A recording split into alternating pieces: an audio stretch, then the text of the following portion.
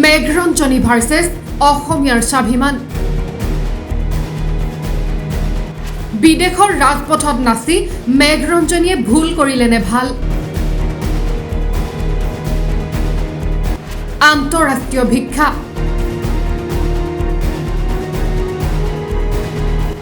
গৌৰৱ নে গৰিহণাৰ যোগ্য অভিনেত্ৰী মেঘৰঞ্জনী মেধি।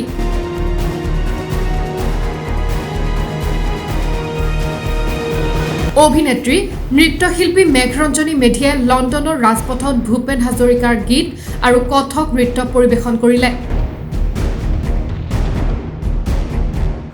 উদ্দেশ্য অসমৰ বানপীড়িতৰ বাবে সাহায্য।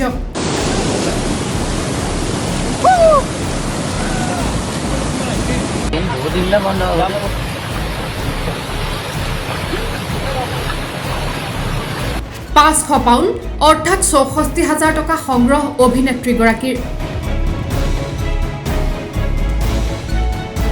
মেঘৰঞ্জনী মেধিক কেন্দ্ৰ কৰি তোলপাৰ এতিয়া সামাজিক মাধ্যম। একাংশৰ মতে ভুল, একাংশৰ মতে ভাল কৰিলে অভিনেত্ৰীগৰাকীয়ে। এফালে যদি বিদেশৰ ৰাজপথত অসমীয়াক ভিক্ষাৰী বুলি পৰিচয় দিয়া অথবা অসমীয়াৰ স্বাভিমানত আঘাত সনা বিতৰ্ক, আনফালে আন্তঃৰাষ্ট্ৰীয় পৰ্যায়ত অসমৰ এই দুৰ্যোগক উপস্থাপন কৰি বিশ্ববাসীৰ মনোযোগ আকৰ্ষণ কৰা বুলিও কৃতজ্ঞতা।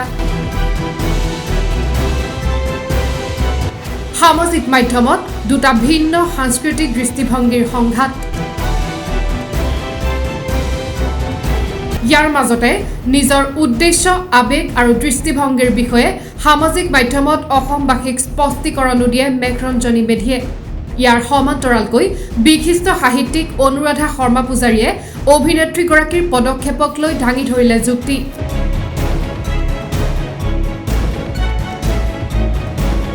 শিল্পীৰ প্ৰশংসা মূল্যহীন যদিহে দেশৰ দুৰ্দশাৰ দুৰ্যোগত শিল্পী অস্থিৰ নহয়। ২০১৫ চনত নেপালৰ ভূমিকম্পৰ পিছত আমিও পঠিয়াইছিলোঁ টকা পইচা। ভূপেন হাজৰিকা, জয়ন্ত হাজৰিকা, জুবিন গাৰ্গেও উলিয়াইছিল সুৰবাহিনী। দানত আছে হৃদয়ৰ মহত্ব, মানৱীয় উপলব্ধি, ভিক্ষাত আছে কৰুণা, সহানুভূতি। সাহিত্যিকগৰাকীৰ মতে সংবেদনশীল মানুহে অংক কৰি নহয় হৃদয়ৰ তাগিদাত কাম কৰে। একাংশৰ শলাগ, একাংশৰ সমালোচনা।